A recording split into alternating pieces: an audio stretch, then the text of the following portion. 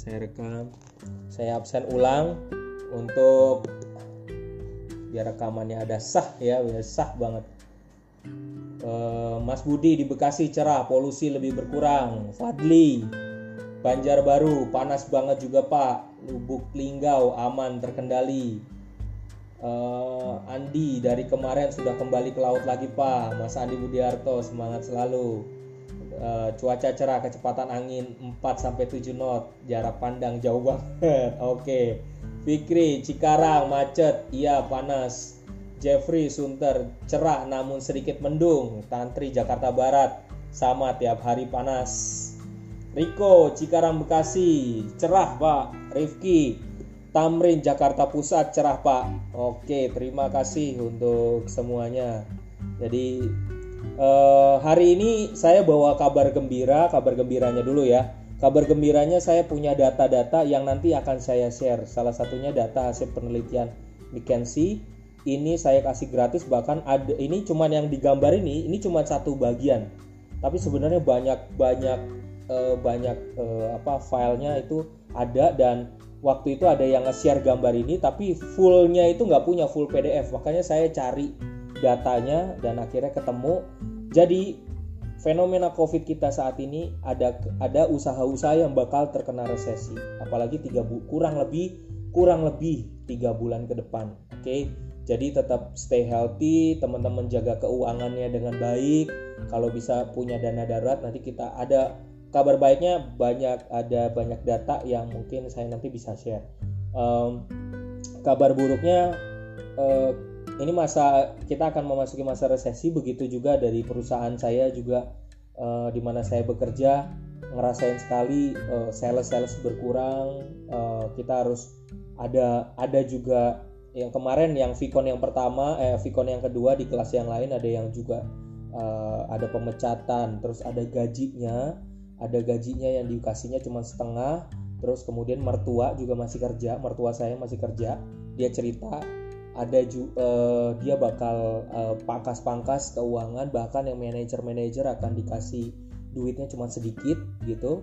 Jadi ini masa resesi yang cuman gara-gara mantap dapat listrik gratis. Ya mantap nih, dapat listrik gratis ya, alhamdulillah nih, mantap. Makanya doain aja, dan juga saya bersyukur ada orang-orang baik di tengah-tengah kita yang punya usaha. Kemarin juga masuk di TV juga ada orang Solo yang punya usaha catering. Kasian gitu lihat orang-orang yang tukang beca yang susah saat ini. Yang kabar buruknya pokoknya tukang Gojek, Gokar itu penghasilannya. Saya terbuka aja, adik saya tuh punya Gokar. 1 bulan ini dia nggak dapat penghasilan, jadi dia harus minjem duit sekitar 4 jutaan buat nutupin kebutuhan hariannya. Jadi bisa bayangin. Jadi moga-moga nanti dari bahan ini kita juga ada dapat sesuatu. Oke. Yang bakal kena ke depan adalah pasti turisme sama hospitality. Teman saya di kantor punya istrinya dirumahkan, unpaid, nggak dibayar karena dia kerja di hotel. Hotelnya mohon maaf saya nggak bisa sebutkan, tapi hotel terkenal. Mohon maaf saya nggak bisa, tapi itu terkenal banget, cuman di unpaid, jadi dia harus dirumahkan. Jadi dia harus berjuang untuk nutupin cicilan karena dia cicil mobil kan, jadi harus gajinya gabungan. Dan saya bersyukur bersama dia juga, kantor kami walaupun juga penghasilannya turun tapi tetap digaji normal. Nah, jadi kita sama-sama berjuang. Nanti teman-teman bisa sharingnya. Aviation udah tahu lah, udah pasti. Oil gas saya nggak tahu nih, nanti bisa cerita tuh si abang ya, Bang Andi ya. Ada kabar apa, isu apa di tengah laut sana? Tuh, otomotif, customer product. Terima kasih yang udah layarnya nyala nih, Mas Muhammad. Terus consumer ya. Jadi itu yang bakal berdampak. Don't worry, saya kasih data yang lebih detail lagi. Ini lengkapnya ada, semuanya gratis. Saya masukin nanti di forum Binus Maya. Saya pastikan setelah kita selesai, saya langsung kasih datanya. Silakan dibaca dan dijamin sangat bermanfaat. Kalau beredar di WhatsApp, gara-gara itu kita olahraga sih ya, ada sinar matahari ultraviolet ya. Saya sering kalau ke kantor jalanan sepi ya, Terus lihat nih ada orang berjemur suka telanjang dada gitu ya, kakeknya olahraga gitu ya. Terus kemudian ini yang beredar di WhatsApp, bener atau enggak? Ya ini yang beredar. Saat ini WhatsApp kita dipenuhi dengan, mohon maaf, saat ini WhatsApp kita dipenuhi dengan sampah, bener nggak? WhatsAppnya Bapak Ibu ya. Banyak banget sampahnya ya. Jadi nggak tahu antara yang bener yang hoax yang mana, yang bener yang mana gitu ya. Mungkin kebanyakan hoaxnya. Tapi moga-moga ini cuman yang ini, kalau saya sering banget kalau ada yang beredar di WhatsApp, saya sering posting di blog saya kasih judul di atas hashtagnya beredar di WhatsApp. Walaupun itu belum tentu benar ya. Tapi beberapa di kantor bos saya juga nganjurin kita berjemur di sekitar jam 10 pagi. Tapi saya sekarang benar-benar ngerasain work from home tuh ternyata berat juga ya. Job desk nambah, work from home tuh berat juga gitu. Oke, ini Gojek, ada teman saya di Gojek bilang ya kita bantulah Gojek supaya dia nganterin barang ya gitu, karena ya penghasilannya dari situ. Ini sebelah kanan adalah saya cuma share, saya nggak promo tentang kantor saya, tapi kami mungkin nanti ini bisa menjadi ide teman-teman. Kami di periplus.com kami punya tokonya banyak di seluruh Indonesia, khususnya di bandara. Punya toko. Nah sekarang biasanya saya share ya padanya. Biasanya satu hari kita nyampe omsetnya tuh 30 juta satu toko. Oke. Ternyata omsetnya gara-gara dampak COVID cuma 1 juta. Ngenes gak? Cuma 1 juta. Akhirnya kami punya inisiatif. Mohon maaf ini kalau nanti suaranya melemah atau sinyalnya hilang, ini faktor internet saya ya di rumah ya, tolong di chatting ya, dikasih tahu ya. Kalau suara saya hilang, ini karena faktor suaranya, faktor internet saya di rumah yang agak rendah, makanya saya biasanya di kampus. Nah akhirnya inisiatif kami rapat bersama branch manager sama bos besar juga. Kita harus jualan mengudara. Nah itu jualan mengudara, jualannya lewat WhatsApp karena orang terbiasa dengan WhatsApp. Nah dari WhatsApp ada aplikasi yang bisa ngebantu supaya kita bisa jualan nih. Dan bersyukurlah ya paling nggak ada pemasukan ya. Dan ini memang cukup prihatin saat ini, mungkin nanti teman-teman bisa share juga. Ini akhirnya fenomena COVID sekarang ini banyak beberapa orang yang biasa kami punya pembantunya udah resign, terus kemudian dia jualan kopi biasa di mall, deket mall, pengen jualan kopi, nggak pengen jadi pembantu lagi, jualan kopi biasanya dia dapat omsetnya gede. Akhirnya gara-gara COVID akhirnya dia nggak punya duit lagi kan. Nah dia datang ke kita, dia minjem duit yang cukup gede buat kebutuhan hariannya. Ya inilah dampak COVID. Karena nggak boleh jualan kan di dekat mall lagi gitu untuk sementara waktu ya. Jadi tapi dari beberapa orang yang kami ngobrol, saya cuma mau pesan buat teman-teman di rumah yang khususnya masih jomblo ya, masih single. Terus kalau khususnya juga buat bapak ibu yang udah punya anak di rumah, kalau misalnya sebaiknya setiap dari kita tuh punya dana darurat. Saya mengantar ini dulu. Sebaiknya kita punya dana darurat. Dana darurat kita minimal 3 kali pengeluaran bulanan. Adik saya tadi yang gokar, saya kemarin ngobrol bener serius dengan dia. Kamu pernah ngitung nggak pengeluaran bulananmu berapa? 5 juta kak? Oke 5 juta. Baik 5 juta. Lo udah pernah persiapin nggak dana darurat lo? Kalau lo nggak kepikiran kan bakal kejadian COVID kayak gini gitu. Iya kan, nggak bakal. Terus nah makanya sekarang kumpulin deh bagaimana nyicil pelan-pelan, lo kumpulin, tabungin, tapi paling nggak minimal kita harus punya dana darurat itu 3 kalinya pengeluaran bulanan. Berarti kalau lo biasa 5 juta berarti 3 kali 5 berarti lo harus standby di tabungan yang kita pisah itu 15 juta. Jadi hanya dipakai pada saat keadaan situasi kayak COVID kayak gini gitu. Atau enggak mungkin kita nggak pernah tahu perekonomian kita kayak gimana, atau mungkin kita akan jatuh kembali kayak tahun 98, kita nggak akan pernah tahu. Tapi siapkan minimal banget 3 kali pengeluaran bulanan kita gitu ya. Ada yang pengeluarannya mungkin 3 juta, nah itu kali 3. Maksimalnya, paling idealnya ibaratnya bisa 1 tahun nongkrong, itu berarti 12 kali pengeluaran bulanan. Jadi standby, kumpulin dari sekarang. Nah masalahnya nabungnya di mana? Nabungnya jangan, saya cuma tips kasih saran, nabungnya jangan di bank, jangan. Taruh yang paling aman adalah reksadana pasar uang. Udah, titik. Itu berbunga terus, gak akan pernah kena admin karena tidak masuk dalam instrumen objek pajak. Nah gitu. Kalau mau belajar lebih lanjut nanti ya, kalau mau nanya caranya gimana, nanti saya kasih gratis seumur hidup. Nah gitu ya, kasih tipsnya. Jadi ini masalah kita juga ya. Baik, hari ini mohon izin untuk absen dulu. Mbak Ratih, kok ini kok langsung begini nih, sebentar ya, kok ada yang ketuker nih. Oke lah, Mbak Ratih Dewianti ada? Suaranya boleh saya minta? Oke, terima kasih. Mas Budi Nuryana, mana Mas Budi nih? Tadi nongol Mas Budi ini wajahnya.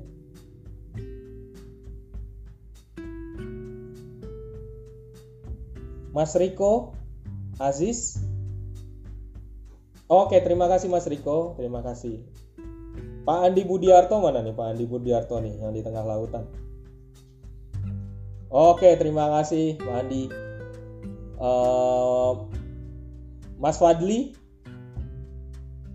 Oke, terima kasih. Mas Budi mana nih tadi, Mas Budi nih mana? Wah, sinyal saya kayaknya nih ya. Atau sinyalnya Mas Budi nih kayaknya nih. Ada warna-warna kuning gitu ya, connection loss gitu. Low bandwidth ya, kondisinya lemah nih internetnya. Oke, nggak apa-apa, nanti yang penting udah nongol, udah di sini udah ada. Berikutnya Mas Rizky Aditya.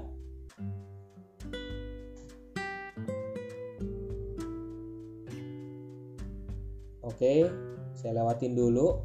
Mas Rizky saya tandain ya.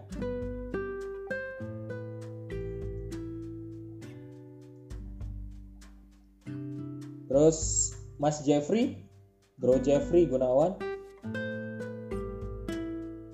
Nah, nongol tuh Mas Budi.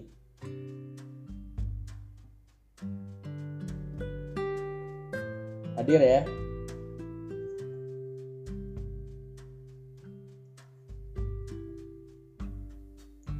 Oke, Mas Jeffrey mana nih? Oke, Mas Budi, terima kasih. Mas Jeffrey Gunawan mana nih? Tadi ada nih kayaknya. Suaranya mana nih? Oke, lanjut dulu. Mbak Andri Risya Karisma. Oke, terima kasih Mbak Andri. Terima kasih. Mas Mustafa. Mana nih wajahnya paling gede tadi nih? Oke, Mas Mustafa. Terima kasih.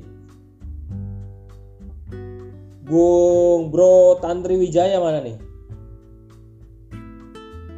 Oke. Oke, terima kasih.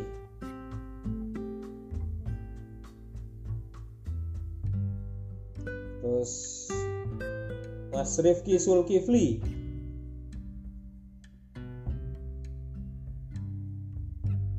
Yang di Tamrin, Jakarta Pusat.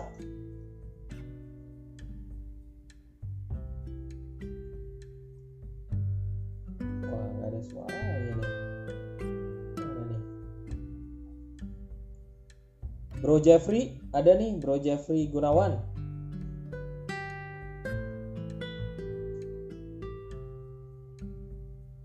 Orangnya nggak ada nih, nggak nongol nih kayaknya.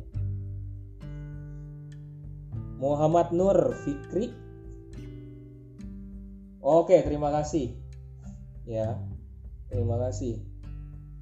Lalu Mas Raden Manggala. Nongol-nongol nih. Oh iya, Mas Raden. Mas Raden udah izin ke saya.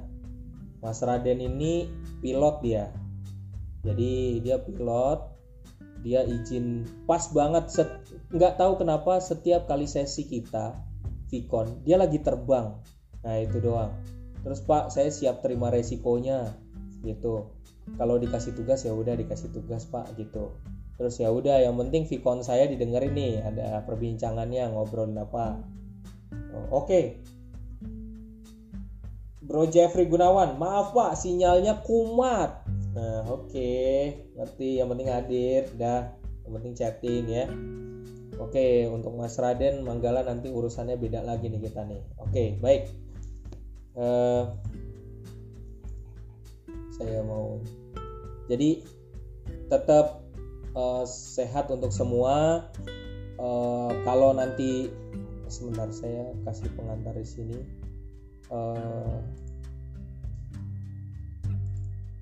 Beruntungnya udah bantuan dari teman saya juga info, ada bantuan dari luar negeri untuk obat-obatan 40 ton. Moga-moga ini tersalurkan dengan baik. Lalu juga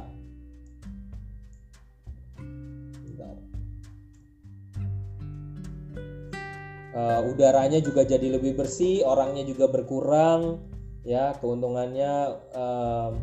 Terus kalau misalnya di Bekasi ya, kemarin adik saya juga cerita kalau di Bekasi itu ada polisi sama TNI nih patroli keliling.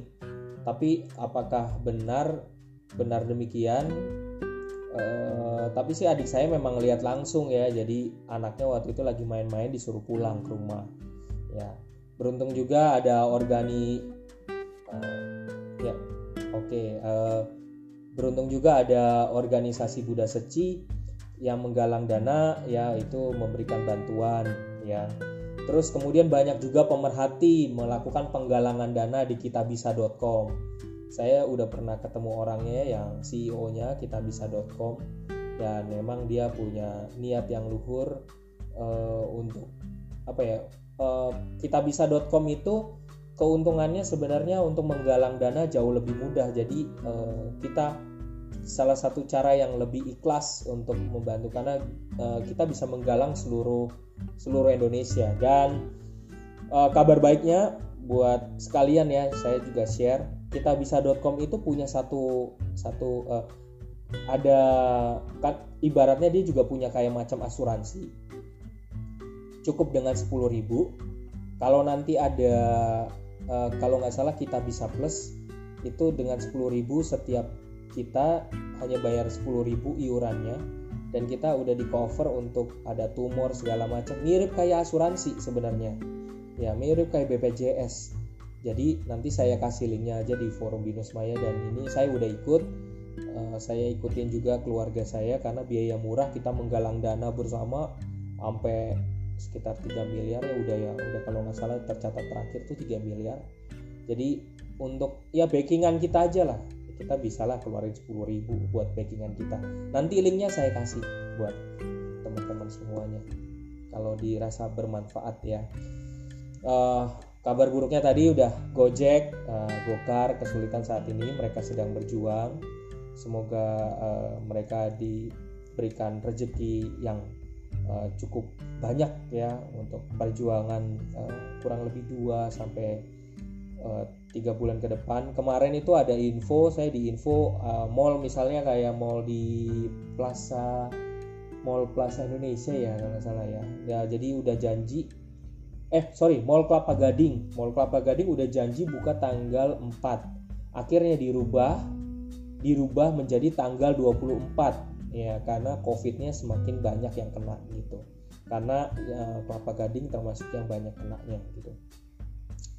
Terus juga ada yang nanya ke saya, Pak, kalau kita diliburkan kayak gini, dirumahkan kayak gini, cicilan itu diliburkan juga nggak sih? Nah, mungkin nanti ada yang bisa sharing ya. Mall sepi ya, perusahaan saya, perusahaan kantor di mana saya bekerja itu mallnya pada tutup, jadi tokonya juga tutup. Terus kemudian sepi penjualan, jadi harus ada strategi baru menghasilkan profit. Saya kasih tahu mekanisme dari saya jujur apa adanya. Maret itu gajiannya full. Bonus tahunan yang biasa dikasih di awal tahun akhirnya ditunda. Gaji April itu nggak full karena situasi penurunan omset. Nah, bagaimana dengan teman-teman sendiri? Mungkin ya bersyukur banget kalau bisa gajinya full, dapatnya full ya. Ya, jadi bisa ngerasain ya. Bonus tahunan ditunda gitu ya. Tadinya udah dapet, kemudian tahu-tahu ditunda gara-gara ada kemungkinan juga THR. Ada mertua saya juga cerita THR-nya kemungkinan nggak dapet. THR-nya dirubah tanggalnya. Jadi untuk bonus THR-nya itu dikasih dirubah tanggalnya. Nah, sekarang nanti juga teman-teman mungkin bisa share juga ke kami, ke kita semua. Anak saya tuh karena nggak terbiasa dengan kelas online, sekarang harus belajar di online. Akhirnya kita cuma pakai WhatsApp, gurunya pakai WhatsApp ya, pindah kelas online gitu ya pakai WhatsApp. Ada juga sekolah yang standarnya cukup tinggi, dia pakai namanya Google Classroom atau pakai Zoom gitu ya. Tapi kalau yang paling tinggi lagi, teknologi yang paling tinggi udah nggak usah ditanya lagi, pakai Cisco Webex ini udah punyanya Binus nih, udah top chair banget Cisco Webex nih ya. Tapi mungkin kalau ada yang lebih jago lagi ya kita nggak tahu ya. Ada yang meme yang viral juga tentang masalah online ini. Tante saya bekerja di rumah sakit Siloam Bekasi. Dia kasih videonya ke saya tentang situasi di rumah sakit Siloam Bekasi, dan pasti rekan-rekan juga udah tahu bagaimana perjuangan dokter dan perawat itu di sana. Mereka tidur juga sambil lapisannya tebal banget ya, mereka tidur di lantai mereka gitu. Terus kemudian tante saya cuman kasih semangat karena dia single parent, dia punya 2 anak. Selama dia di rumah sakit memberi pelayanan ini, dia nggak bisa pulang ke rumah gitu. Jadi dia memberi pesan, ya dek di rumah aja, nggak usah kemana-mana ya, supaya wabah COVID ini biar putus ininya virusnya. Jadi ya doain aja semoga kita sehat semua di sini ya. Jadi karena banyak dokter juga udah mulai banyak yang meninggal, jadi ya perjuangannya gitu, dokter luar biasa ya. Sekarang kita sampai nanti jam 10, monggo saya cuma mau dengar, mari kita berbagi. Saya mau Oke, gak apa-apa Mas Rifki, tadi waktu absen sedang menghandle alarm. Oke, gak apa-apa, dimengerti. Sekarang mungkin bisa 3 orang, 2 orang sharing kabarnya di sana gimana, kabarnya apa yang gak mengenakan, apa yang didengar, apa yang paling ditakutkan. Sekarang kerja work from home atau tetap masuk kerja? Mas Budiarto, Mas Andi aja tetap ya, nanti mungkin Mas Andi atau Mas Mustafa tadi udah nongol duluan nih, bisa sharing lah ke kita nih ya, udah ada korban gak dekat situ, terus kemudian mall dekat situ tutup apa enggak, terus kebijakannya. Kalau di Bekasi tadi kan polisi sama TNI patroli keliling, nah di situ ada apa enggak. Monggo, mungkin yang semangat dulu nih, semangat nongol Mas Mustafa nih, monggo Mas Mustafa, ceritalah dikit lah, bagilah pengalaman. Saya matikan ya speaker saya. Ya. Saya matikan Pak speaker saya. Oke, mari silakan. Ya.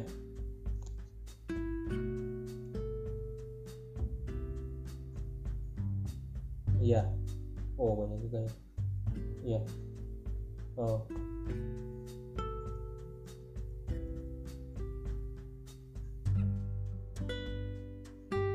Oke. Oh. Daerahnya sangat aktif sekali melakukan penyemprotan desinfektan di sepanjang jalan protokol, di fasilitas umum. Alhamdulillah.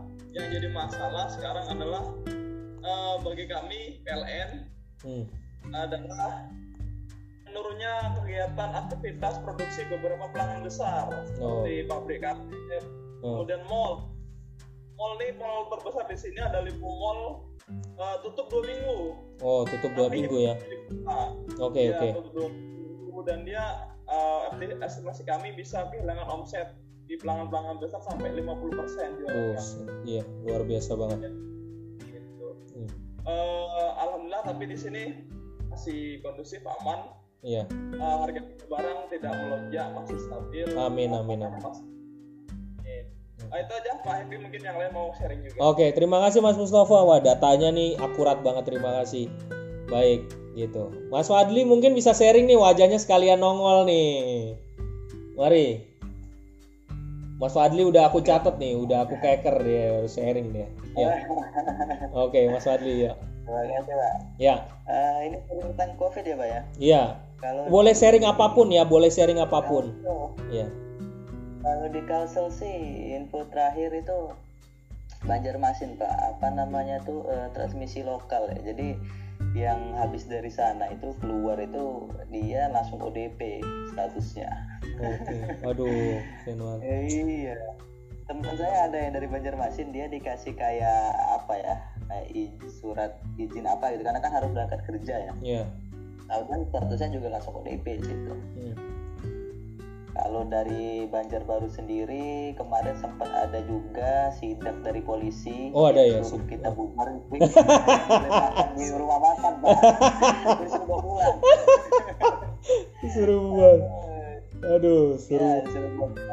Iya. Jadi nggak boleh lagi. Cuman kalau kemarin terakhir itu saya waktu siang sih sedikit sih, kayaknya itu pas malam aja Pak. Oh begitu ya. Iya. Iya. Kalau siang masih bisa kita makan, cuman memang kondisi warung-warung juga ada sepi juga Pak. Udah sepi ya. Gitu. Sepi. Kalau secara statistik sih Kalsel ini dia yang positifnya ada 8 ditemukan meninggal kalau dari data ya. Oh gitu. gitu. Kalau di belakang gitu ya Pak ya. Iya. Oke. Kalau ODP dan PDP masih banyak. Oh, itu aja sih. Boleh tanya sedikit Mas. Mohon maaf ya, agak sensitif untuk nanya ini. Boleh, Pak. Mohon maaf sekali lagi. Apakah mempengaruhi pemasukan keuangan buat Mas Fadli sendiri dengan adanya COVID ini sendiri gitu, khususnya dari kantor dari? Oke. Kalau untuk yang kondisi kantor, saya dengar info ya berasa Pak, seperti yang dibilangin Pak Mustafa tadi. Itu kan saya satu insan sama beliau. Barengan. Tapi di balik kerugian itu tetap aja masih ada sharing listrik gratis 50% bagi yang tidak mampu gitu. Iya. Oke. Terima kasih. Ya. Terus kalau masjid-masjid juga Pak, saya lupa nyampein, masjid-masjid juga dari dinas yang agama itu di sini, dia mengeluarkan fatwa bahwasanya tidak boleh juga Jumatan. Jumatan nggak boleh juga ya? Ya. Jadi di rumah masing-masing. Di rumah masing-masing. Tetap itu. Soalnya kemarin masih ada. Ya Pak, gimana Pak? Ya nggak apa-apa, Mas Fadli dulu. Iya, kalau ini udah jalan 2 minggu Pak, udah jalan 2 minggu. Udah jalan 2 minggu.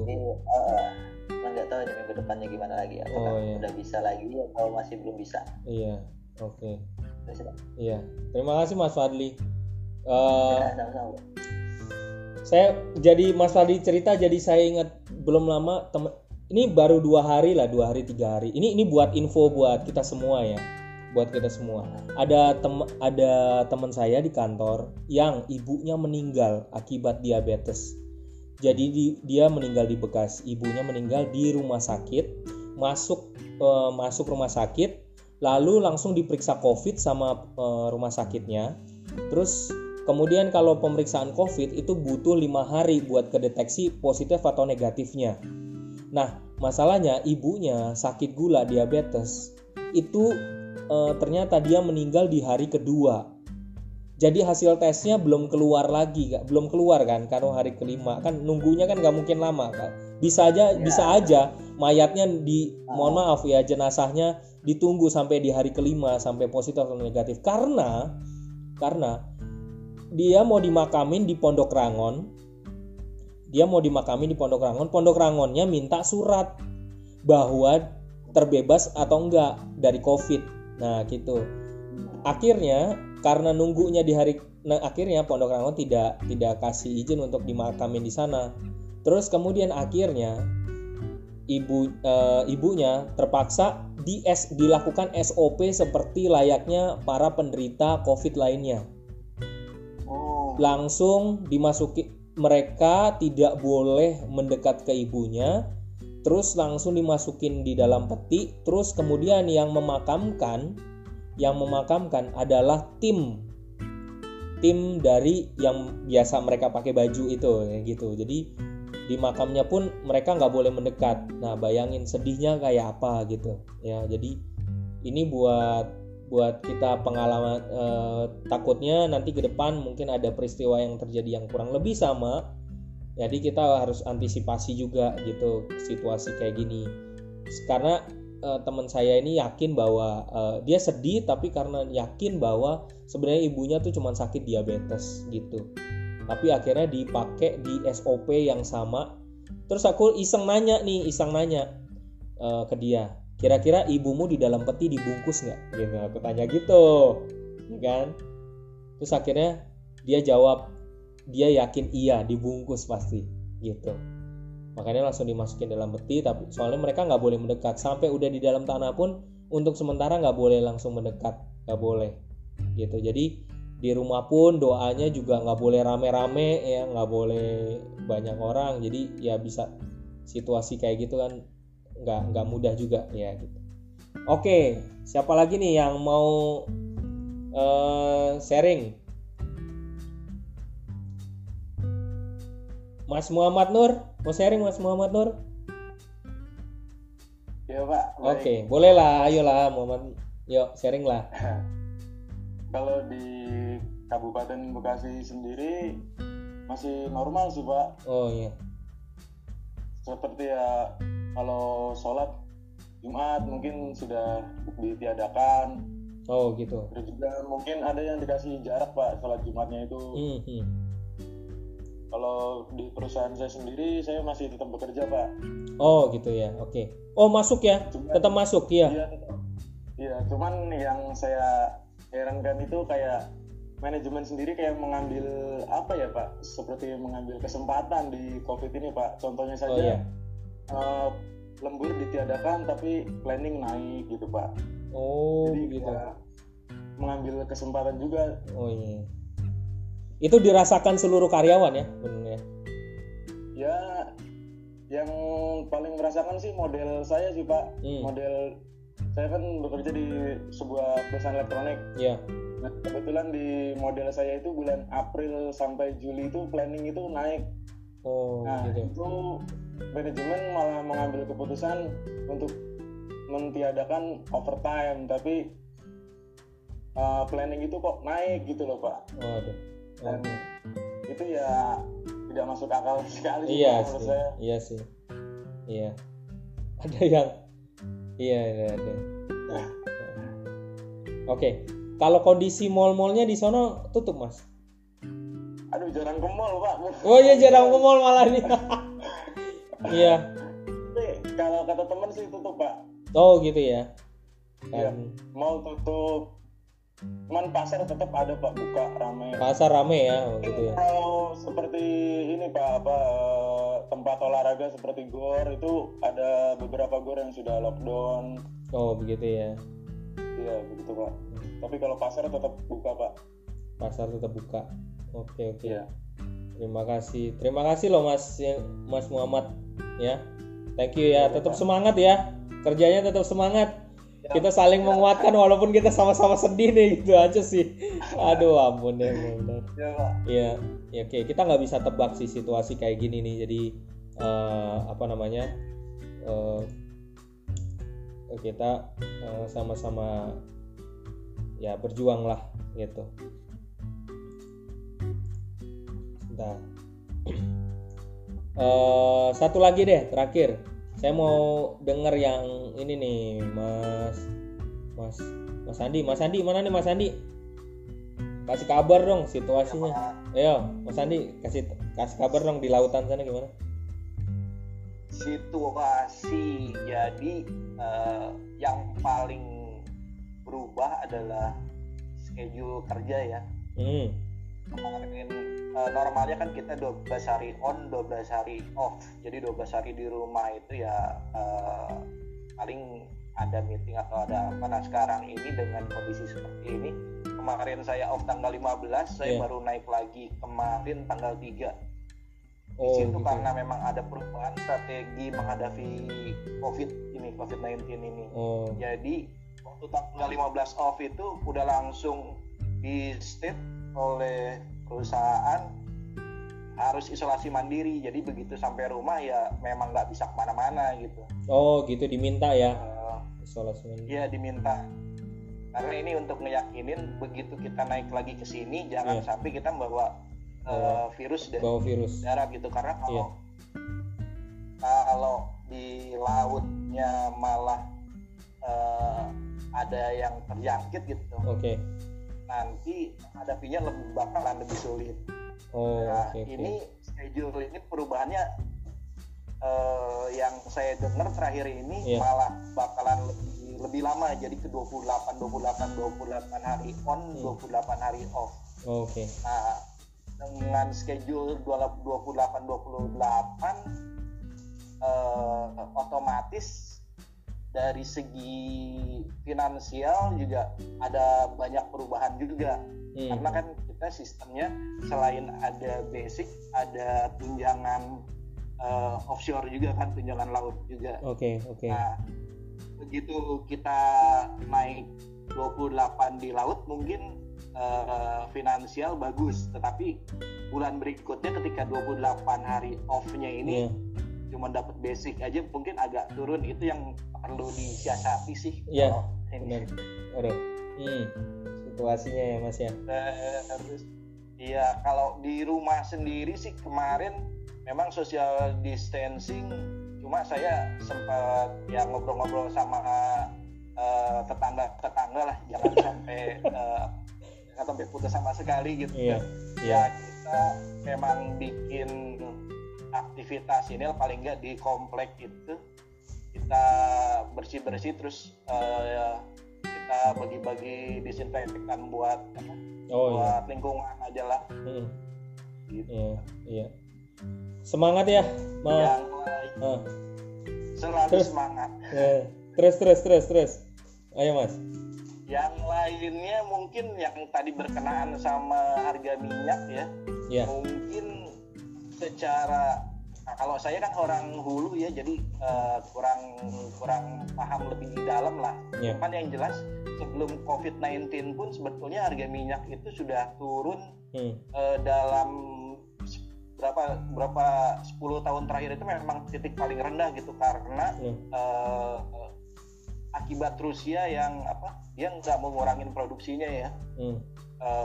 Sudah diminta OPEC tapi dia tetap mau produksi lebih banyak lagi gitu. Nah, dengan ditambah COVID-19 ini sebetulnya beberapa minggu kemarin itu harganya makin drop. Bisa sampai $20 lah per barrel. Nah, itu kalau dari segi energi nasional sih sebetulnya ada untung ada ruginya sih. Kalau dari kita kan paling yang kebutuhan kita beberapa persen kan masih dari impor tuh. Nah, ya ada untungnya juga sih dengan harga minyak rendah itu gitu. Cuman kalau dari segi perusahaan, anak perusahaan kayak saya kan tetap hitungannya tetap produksi itu tetap ngambil harga minyak dunia kan. Jadi ini juga ngaruh ke target produksi.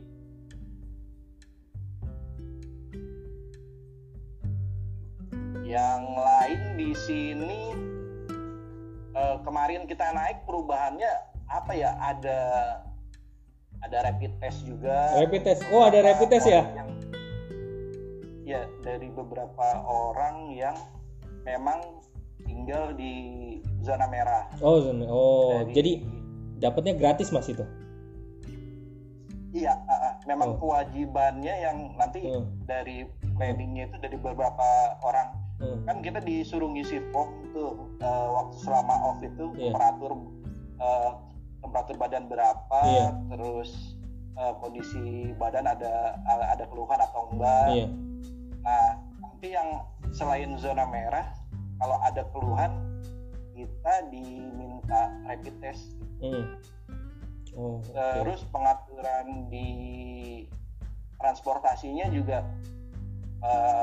yang menerapkan social distancing juga biasanya bisa deket-deketan gitu, bisa duduk sebelahan sama temen gitu. Ini jaraknya di selang-seling ya. Satu isi satu kosong gitu. Di kantor juga. Terus di sini makan juga udah mulai yang biasanya bisa bebas meja makan, sekarang di mejanya kursinya dikurangin, jadi ada jaraknya yang lumayan lah. Terus dibatasin sekali makan berapa orang gitu. Ya mulai kerasa sih, lebih jauhan sama orang. Terima kasih Mas Andi. Itu aja, Pak. Terima kasih ya Mas Andi. Aduh, datanya banyak banget, kita udah berbagi ilmu nih. Jadi kalau misalnya kayak McDonald, kayak Burger King atau kayak tempat-tempat makan kayak gitu, mereka bangkunya pada disingkirin, jadi belinya harus take on delivery ya gitu ya. Jadi gitu. Terus kemudian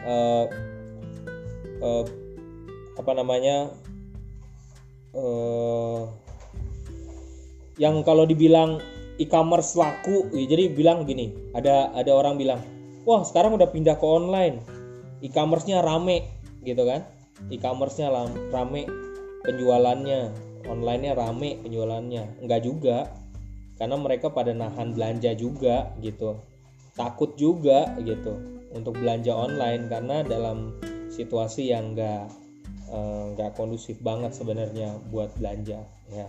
Terima kasih untuk semua sharingnya Mas Mustafa, Mas Fadli, Mas Muhammad Nur, dan Mas Andi. Thank you banget, share-nya ini penting banget buat kita berbagi. Jadi kita sebenarnya sampai jam 11 kita usahakan kita langsung review aja langsung tentang beberapa tema. Terima kasih udah kita awali dengan sharing yang cukup padat. Ini udah wawasan Nusantara banget. Nah, ini kita tadi udah sharing situasi, kita punya topik-topik sesama sebagai warga, terus kemudian ada state dan konstitusi ya. Nanti kita akan review sedikit negara kita, negara Kesatuan Republik Indonesia dengan konstitusinya yang setiap kali kalau kita sekolah kita udah langsung tahu sebenarnya, kita pelajaran kita udah tahu banget kayak PMP, PPKN segala macam kita udah sering dapat. Dan biasanya kalau yang paling namanya kayak model, mohon maaf ya saya menyebutnya tanda kutip, sebenarnya kita setiap Senin seringkali upacara ya, setiap Senin. Kalau sekolah saya di Bekasi setiap Senin harus upacara. Nah upacara itu untuk supaya ingat tentang Undang-Undang Dasar dan Pancasila. Jadi bayangin upacara itu selalu ngingetin Undang-Undang Dasar dan Pancasila, Undang-Undang Dasar Pancasila. Sampai kita kayak akhirnya ngelotok kalau kita ngomongin tentang preambul, kita nggak usah lagi punya bukunya Undang-Undang Dasar Negara Republik pembukaan Undang-Undang Dasar bahwa sesungguhnya kemerdekaan itu ialah hak segala bangsa dan oleh sebab itu maka penjajahan di atas dunia harus dihapuskan, ya kan? Saking hafalnya, saking diminta state and konstitusi, saking kita juga waktu itu di zaman Presiden Soeharto, khususnya itu diminta supaya ada namanya P4 itu pedoman penghayatan dan pengamalan Pancasila.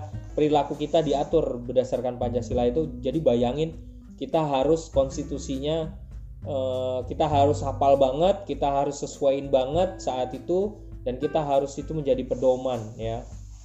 Jadi bayangin waktu itu Presiden Soeharto termasuk yang sangat, di antara presiden lain ya, Presiden Soeharto yang sangat membekas di otak saya, yang sangat dari jarak jauh bisa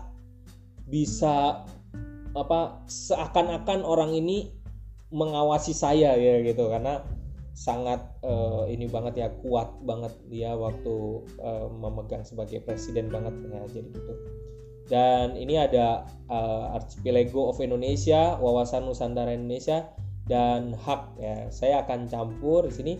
Terima kasih buat ada 3 teman kita yang udah ngerjain soal Wawasan Nusantara. Saya minta dibuat satu soal ujian untuk temanya Wawasan Nusantara, dan silakan teman-teman kerjakan, tolong, karena hari terakhirnya kerjainnya besok ya.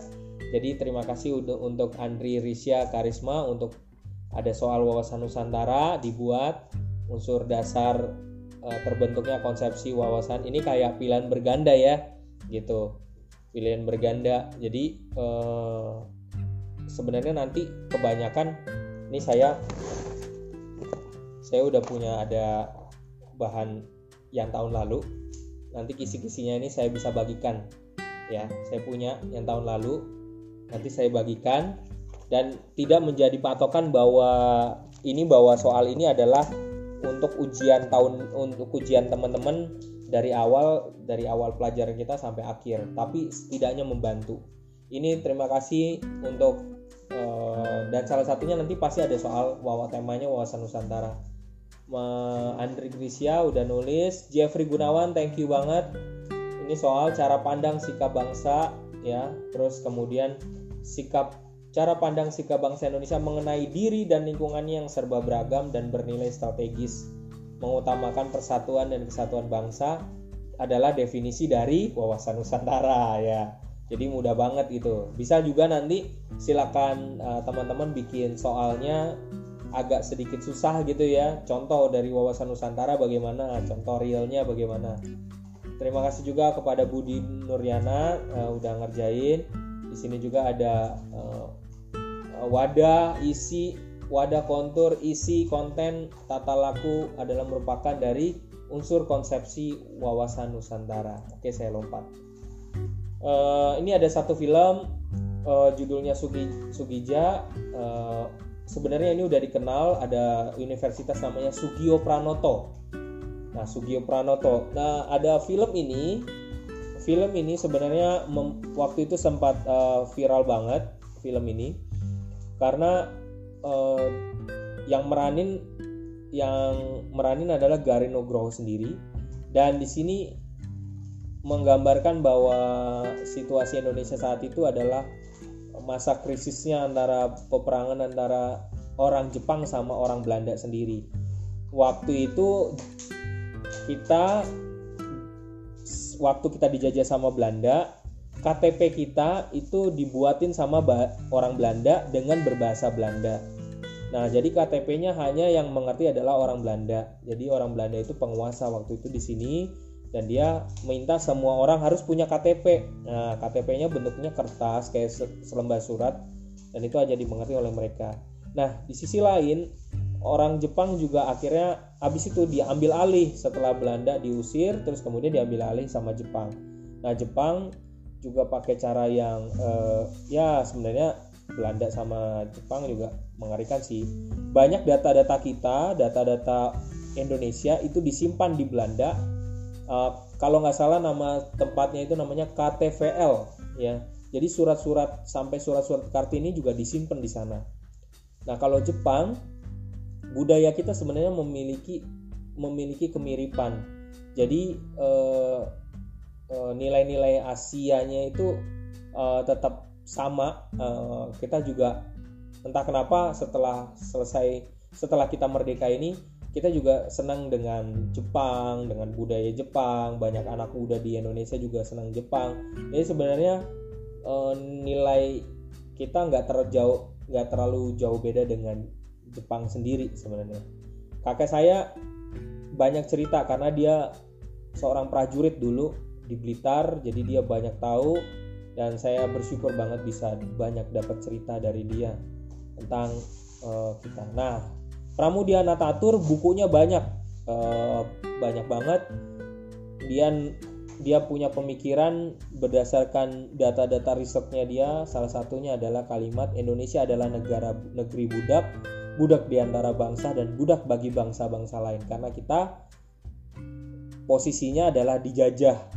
Tapi kita sebenarnya bangsa yang luar biasa, karena saking dijajahnya kita punya kemampuan untuk mempelajari bahasa apapun dengan sangat baik. Ada mahasiswa online tinggal di Bali, suaminya orang Prancis. Lalu saya tunjukin ada satu film bagus, saya kasih ke dia. Lalu ternyata suaminya mau banget nonton filmnya lewat ada satu website.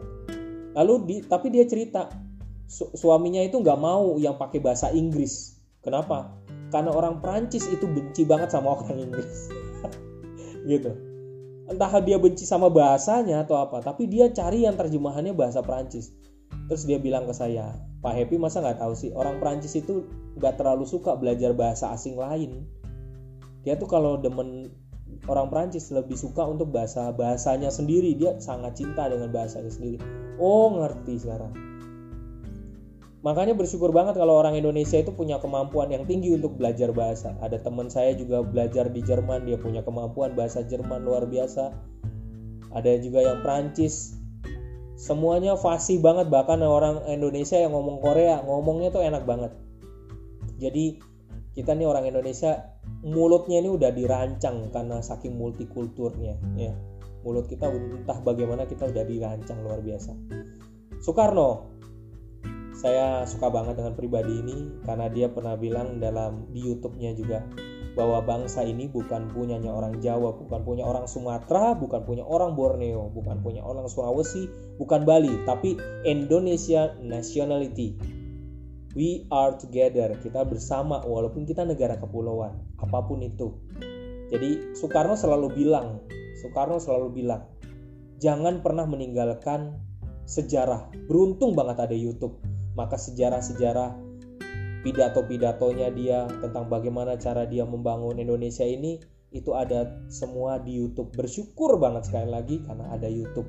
Kalau enggak, data-data kita yang ada di TVRI, di Arsip Nasional Indonesia mungkin udah hancur ya. Kok gede nih layarnya. Baik, ada satu teman saya, ini orang Papua. Orang Papua itu baiknya kalau diajarin jangan pelajaran dulu. Diajarin paling penting adalah pendidikan mereka untuk jauh lebih bersih, hidup lebih bersih gitu. Jadi pendidikan adalah hal yang utama. Kalau kita udah biasa dengan belajar di sekolah, di kampus, itu hal yang biasa. Tapi kalau orang Papua bisa dapat pendidikan, waduh bangganya luar biasa. Bangganya itu luar biasa banget. Ada waktu teman S2 saya orang Papua ya, dimana dia sering minta tolong saya karena mungkin saya juga dari keluarga besarnya adalah keluarga besar juga dari Timur dari Nusa Tenggara Timur, jadi cocok lah, bisa lah connect dengan orang Papua. Jadi dia sering banget minta tolong. Dia tuh bangga banget kalau bisa sampai S2 sampai S3 dibiayain sama Freeport. Mohon maaf ya, dibiayain sama Freeport ya.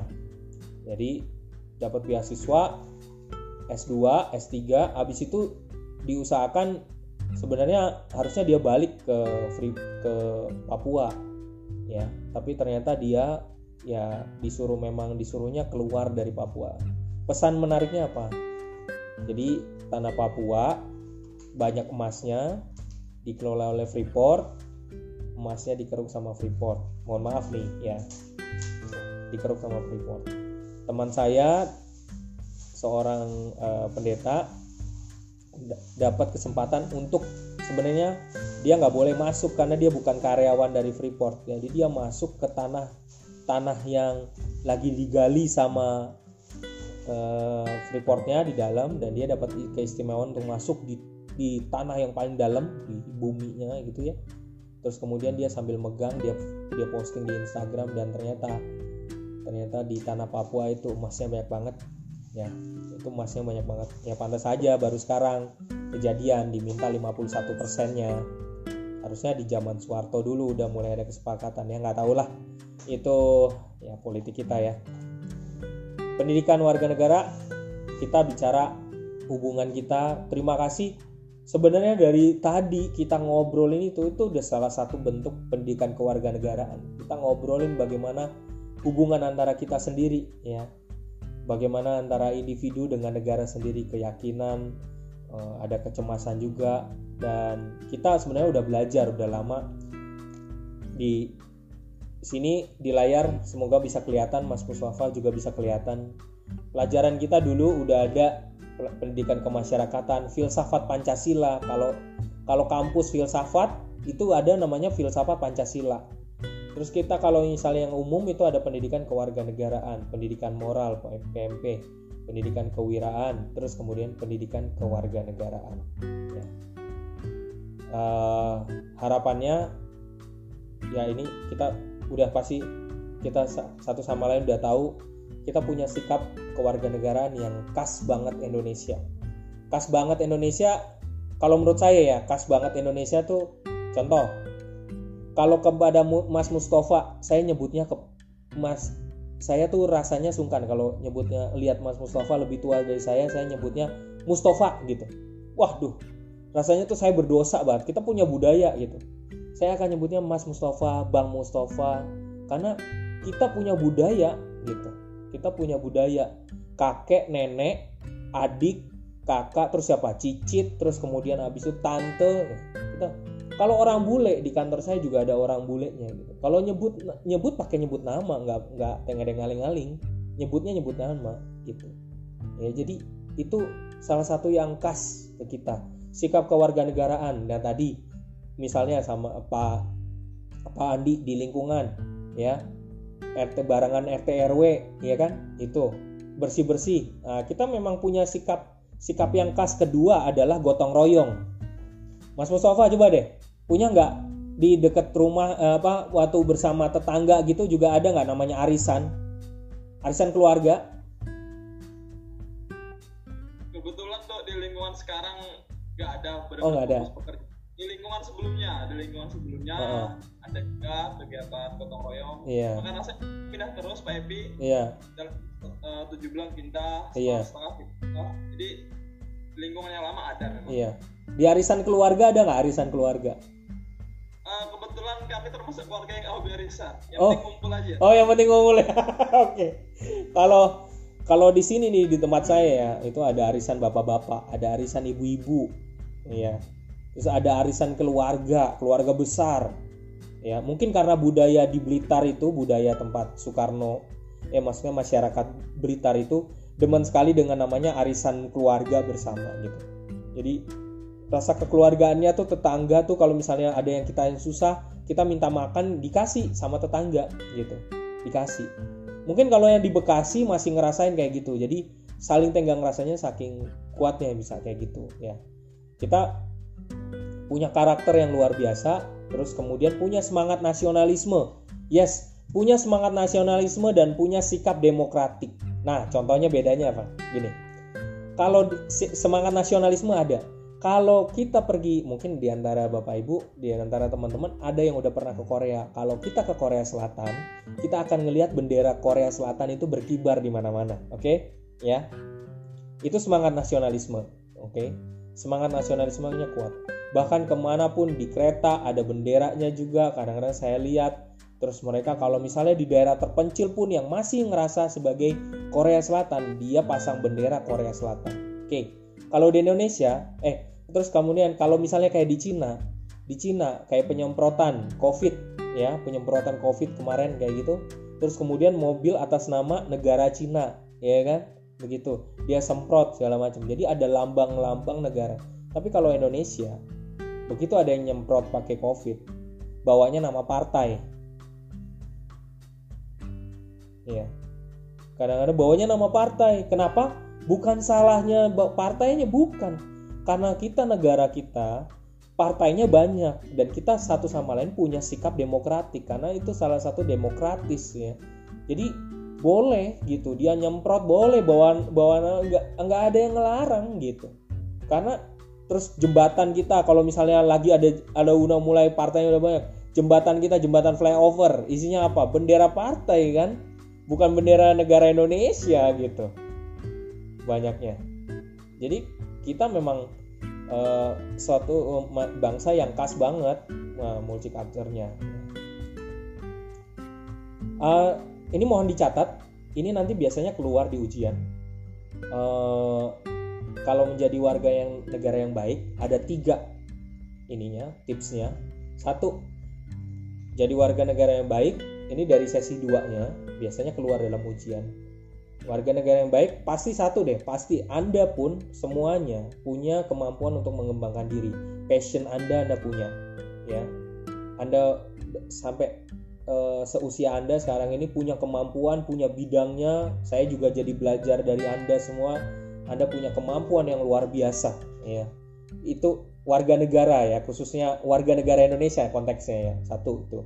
Kedua, kita pasti ada namanya yang di Indonesia sendiri, kita bangun komunitas kita. Ada komunitas arisan bapak-bapak, komunitasnya. Kalau Bang Mustafa, karena sakingnya, Bang Mustafa punya komunitas nggak di WA, WhatsApp? Komunitas apa Bang Mustafa? Punya komunitas apa? Komunitas di Facebook, ada nggak di Facebook? Mobil atau apa gitu? Komunitas tukang listrik. Oh. Komunitas tukang listrik. Mantap ya. Itu penting banget tuh, karena kita masyarakat kita dibangun karena kita sifatnya semangat gotong royong, dibangun dalam situasi yang komunal. Kita ini jadi warga negara yang baik, kita tetap nggak bisa sih tanpa komunitas tuh, kita nggak bisa. Jadi bisa dihitung WhatsApp kita ada berapa grup. Coba WhatsApp kita dihitung ada berapa. Saya sendiri WhatsApp grupnya ada 30. Jadi HP saya bisa jebol ini, ya. WhatsApp grupnya doang untuk membangun komunitas ini isinya 30 grupnya, ya. Saya 120. Gila banget. Ada yang lebih ngeri daripada Mas Mustafa nggak? Udah 100 nih, apa nggak enak muntah. Kalau ada yang lebih hebat dari Mas Mustafa, silakan chatting ya, tulis saya udah sampai 200 gitu ya. Dan ketiga, melindungi tanah air. Melindungi tanah air paling konkretnya, paling mudah sebenarnya ya, kita saat ini sama-sama sampah plastik, sampah yang bisa diolah, mari kita saling bantu. Kita jadi warga negara yang baik ini, sampah plastik ini jadi masalah utama kita. Sampah-sampah nih masalah yang utama banget. Melindungi tanah air udah kelihatan juga sih, melindungi tanah air. Contoh yang lain adalah kalau masih ingat waktu itu kita menetapkan ada tanggal di mana kita punya hari batik tuh, masih ingat ya tanggal hari batik ya. Waktu itu kan ada konflik sebenarnya sama Malaysia waktu itu. Ya, jadi Malaysia sendiri karena saya retail buku, jadi Malaysia tuh ngeluarin banyak buku tentang batik. Jadi Malaysia merasa bahwa batik itu berasal dari Malaysia. Padahal sebenarnya Indonesia itu punya batik yang luar biasa. Menenunnya kita udah punya batik menenun udah lama sebenarnya. Di Blitar juga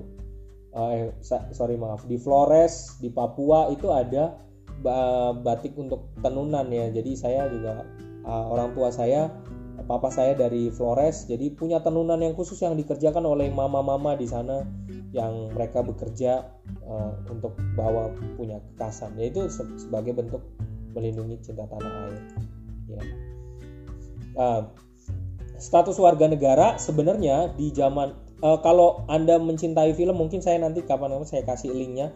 Film 300, karena saya penggila film 300, film Spartan ya. Terus kemudian itu waktu saya juga belajar di filsafat Yunani, saya belajar filsafat dulu. Memang status warga sebenarnya buat kita nih yang para cowok-cowok, kita yang statusnya punya para cowok gitu. Terus kemudian yang cewek-ceweknya itu hanya diakui. Perempuan, anak, budak itu bukan warga negara. Sekali lagi ya, status warga negara hanya dimiliki oleh cowok, bukan perempuan, anak, budak. Kalau misalnya ada budaya misalnya kalau dari sisi perempuan ya, itu beda cerita, karena kita sebenarnya budayanya adalah, makanya cowok itu yang paling berperan. Anda mungkin bingung kenapa kita dalam sejarah selalu laki-laki yang dominan atau laki-laki yang selalu paling atas, karena memang dalam sejarah yang paling lama semua budaya itu menetapkan sebenarnya status warga negara itu sebenarnya hanya dimiliki oleh laki-laki. Jadi kekuatan itu hanya laki-laki. Perempuan anak budak itu bukan warga negara ya. Jadi kita itu hal yang paling penting. Nah, dalam ujian nanti biasanya ini saya gabung ya biar pasal 26 kalau nanti ada ujiannya tentang pasal 26 ayat 45. Semua warga negara Indonesia adalah orang yang ada di wilayah Indonesia. Ya. Saya catat di sini pasal 26. Semua warga Indonesia ya adalah orang yang tinggal di wilayah Indonesia. Waktu di zaman lampau orang bule itu nggak bisa dimasukin sebagai warga negara Indonesia, nggak bisa. Ya. Khususnya persisnya di zaman Soeharto sebenarnya gitu. Jadi warga negara Indonesia adalah setiap orang yang di wilayah Indonesia. Pun bahkan waktu di zaman Soeharto, warga negara Indonesia ya itu ada, tapi syaratnya satu, orang yang Tionghoa maupun orang yang termasuk dia menganut Konghucu harus melepaskan itu semua. Mereka di Indonesia harus bikin nama baru, ya ada sertifikatnya nama baru. Terus kemudian yang buat Konghucu tidak diakui, maka baru pada saat zaman Abdurrahman Wahid, dia baru diakui, ya. Nah, citizen kita sebagai saya lebih senang banget bilangnya gini, ada istilah citizen to netizen. Citizen kita is member of political community. Jadi political itu bukan sesuatu yang negatif. Kalau kita political, kita adalah komunitas politik ya, komunitas politik di mana sebenarnya kita punya hak dimanapun kita tinggal, menetap, kerja. Anda punya hak untuk kerja. Terus kemudian Anda punya hak untuk digaji, ya kan? Jadi Anda punya hak dan kewajiban. Nah, kita sebagai masyarakat bergantung seluruhnya di mana kita tinggal. Cina punya kebijakannya sendiri terhadap masyarakatnya. Indonesia juga punya sendiri. Korea Selatan juga punya sendiri, ya. Semua negara punya kebijakannya sendiri. Nah, kita juga punya ada otonomi daerah, ada kebijakannya lagi otonomi daerah. Kita punya hak dan kewajiban. Kewajiban kita salah satunya ya udah ada nih di undang-undang. Kewajiban kita yang dipaksakan, kewajiban kita yang dipaksakan oleh pemerintah adalah bayar pajak, ya. Nanti teman-teman tolong baca di lecture note-nya, ya. Paling penting adalah Anda baca. Biasanya ada keluar di ujian sebutkan 3 hak dan sebutkan 3 kewajiban warga negara Indonesia berdasarkan pasal dari Indonesia, ya. Pasal kita sendiri, ya. Di situ ada di lecture note aja udah dibaca aja sambil skimming, dibaca, dibikin reviewnya ya biasanya gitu. Tapi don't worry, nanti ini juga ada kisi-kisi yang bisa ngebantu buat teman-teman juga. Dan kita juga sebagai ada tokoh namanya tokoh yang lebih lama namanya tokoh Marshall, itu di lecture note juga udah ada bahwa warga negara itu sama di Indonesia juga. Warga negara itu punya 3 hak. Hak sipil, politik, dan sosial. Nanti kalau mau tahu ini apa, hak sipil, politik, sosial, bisa dilihat di lecture note-nya. Tinggal catat aja, biasanya ini keluar di ujian ya. Nah, kalau ada tokoh namanya Samudio, bisa cek di Google aja. Seorang warga negara punya status warga negara. Jadi, seorang warga negara punya status warga negara, pelaksanaannya dan kesadaran kewarganegaraannya. Maka cukup kasihan juga ya warga negara yang misalnya kayak minta suaka, yang sampai di saat ini di Jakarta ini juga banyak warga negara asing yang masih minta suaka. Ya, dia ada yang sampai sedih banget saya lihat kalau ke Kalideres ya di Jakarta. Mereka sampai tinggal dan beranak, maksudnya sampai punya anak di situ selama 2 tahun. Tinggal di situ sampai punya anak 2 tahun di jalanan, di jalanan. Bayangin, di pinggir jalan di Kalideres sana ada. Dan bayangin mereka berjuang gitu. Dan dari cerita teman saya yang dari Australia, dia cerita orang kalau kadang-kadang ada orang yang misalnya dari luar negeri, mereka misalnya dari minta suaka karena di tempat asalnya itu mereka hidupnya sengsara, mereka pengen pergi ke Australia. Australia itu sangat menerima dari informasi ya, saya dari teman saya, Australia itu sebenarnya mau banget nerima masyarakat, tapi ada caranya gitu kan, lucu, ada caranya skemanya. Jadi mereka nekat, para imigran gelap ini nekat naik kapal menyusuri, setelah dari Indonesia menyusuri dengan imigran gelap ini, terus kemudian menyusuri naik kapal laut menuju ke Australia gitu. Nah, kadang-kadang kalau misalnya ketangkap sama Australia, kalau misalnya resikonya apa? Resikonya tenggelam di dalam perjalanan menuju Australia, resikonya tenggelam. Tapi juga kalau misalnya akhirnya terselamatkan oleh Australia, ya Australia akan periksa lagi, siapa tahu nanti bisa jadi warga negara Australia gitu. Ya, sebenarnya mungkin juga negara Australia nggak mau nerima juga ya, karena bahaya juga gitu kalau masuk sana nerima orang yang sembarangan gitu.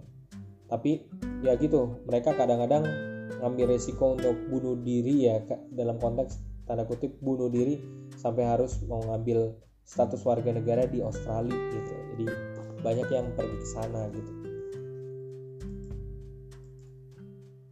Ini salah satunya. Kalau kita abjadnya kan banyak ya. Kalau di Papua tuh abjadnya dikit. Jadi Papua itu sebenarnya nggak usah ngajarin yang susah-susah, yang berat-berat. Diajarin dulu pertama adalah mandi, udah itu doang. Ajarinnya mandi. Karena di Papua itu demen banget kalau anak-anaknya itu diolesin, tubuhnya itu diolesin pakai minyak babi. Mohon maaf ya, pakai minyak babi. Ya, jadi mereka itu babi itu mahal. Mohon maaf, binatang babi itu di Papua tuh mahal buat mas kawin. Kalau di Flores, misalnya di Flores yang mas kawinnya adalah gading. Padahal di Flores itu, di Timur-Timur, di Flores, Adonara itu kan nggak ada gajah, ya. Tapi gading itu menjadi mas kawin sebenarnya gitu, ya. Terus kalau di Papua yang mas kawinnya adalah babi. Babi itu barang mahal di Papua. Jadi sebenarnya kalau dibilang duit yang jadi itu ya kurang tepat, karena babi. Kalau misalnya ada perselingkuhan suruh bayarnya pakai babi gitu.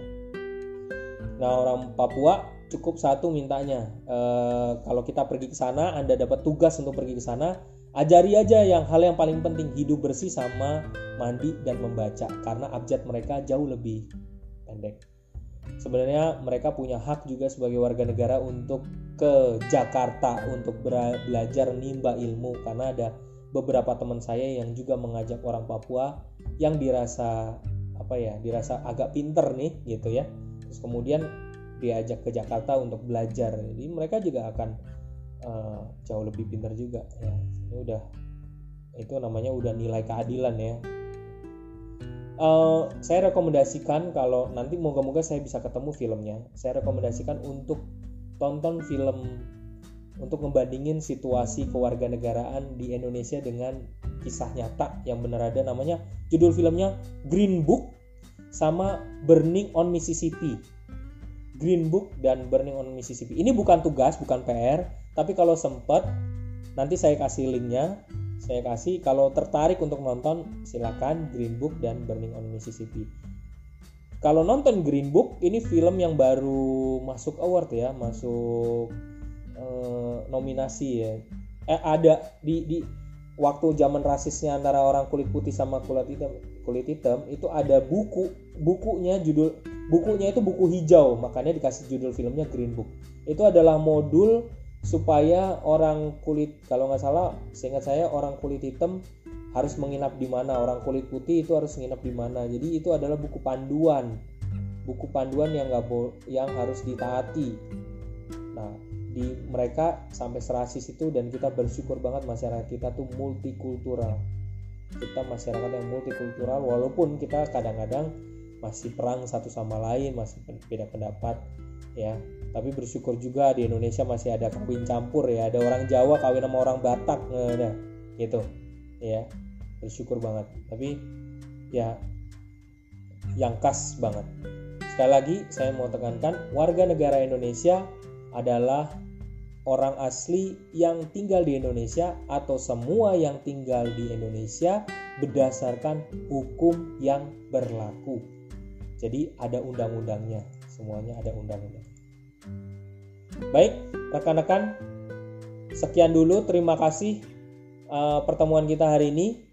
Thank you Mas Wadli, terus Mas Rifki, Mas Mustafa, Mas Andi, semuanya yang udah hadir, yang udah lebih awal hadir.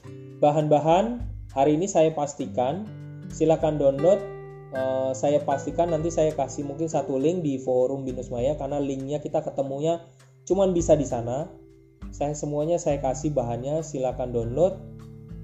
Saya juga nanti kasih linknya berupa link Bitly supaya Anda bisa ngambil akses semua datanya dari sana. Jadi dengan lebih mudah gitu. Terima kasih untuk semuanya. Hari ini pertemuan kita, tetap semangat, stay healthy, gak boleh patah semangat. Terus kemudian jangan lupa untuk tugas-tugasnya di forum Binus Maya untuk tetap dikerjakan. Dan nanti kalau terus kemudian saya ini kan ada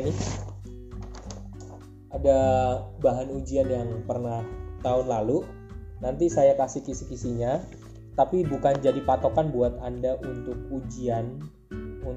ujian besok ini gitu. Tapi untuk biar kebantu untuk Anda menjawab lebih gampang. Jadi tinggal udah ada soalnya, Anda tinggal cocokin dengan lecture note ya untuk pembahasannya. Terima kasih. Saya tuh hari ini terima kasih banget, jadi kaya ilmu karena dari Mas Fadli, terus Mas Mustafa, Mas Muhammad Nur, Mas Andi, ilmunya udah jadi banyak. Kita sama-sama belajar dengan situasi ini. Dan siaran hari ini telah direkam melalui rekaman, semuanya masih ada. Dan ini direkam, saya masukkan melalui podcast. Jadi nanti kalau mau dengerin monggo, nggak masalah gitu. Terima kasih untuk siang hari ini. Sampai jumpa di lain kesempatan. Boleh, saya selalu terbuka. Anda mau WhatsApp dengan saya, silakan. Mau tanya dengan macam hal, silakan 0819-050-8224-35. Hanya satu nomor ini yang nggak pernah berubah seumur hidup gitu ya. Cuman satu nomor ini yang saya punya ya. Silakan WA kalau mau ngobrol apapun, diskusi apapun, tetap berlaku. Walaupun nanti mungkin kita bukan statusnya bukan antara dosen dan student ya gitu ya. Jadi kita tetap sebagai teman. Saya lebih senang untuk merasa sebagai teman. Sampai jumpa. Terima kasih. Selamat siang untuk semuanya. Terima kasih Pak. Terima kasih. Terima kasih Pak. Selamat siang. Selamat bekerja untuk semua ya. Selamat bekerja. Semangat selalu.